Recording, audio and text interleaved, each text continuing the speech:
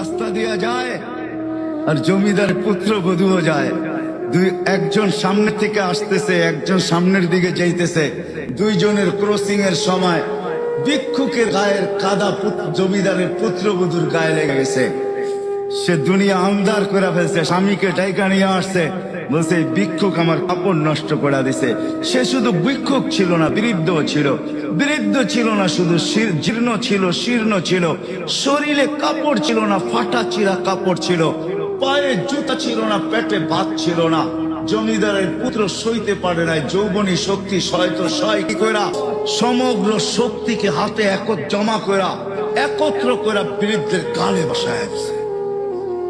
বৃদ্ধ কিচ্ছু বলে নাই, শুধু উপরের দিকে তাকায় দুই তিনটা শব্দ উচ্চারণ করছেন। শব্দগুলা হলো ইয়া মাল্লাহ, তারা হলো ওয়ুন, ও আল্লাহ চোখে দেখা যায় না, ও তারা কুল্লা শাই, তুই সব দেখিস, ফারা তারা মা বি, তুই কি দেখিস না আমার সাথে কি ঘটতেছে, এটা কি দেখিস না? বলতে দেরি যুবক, মরতে দেরি হয় না।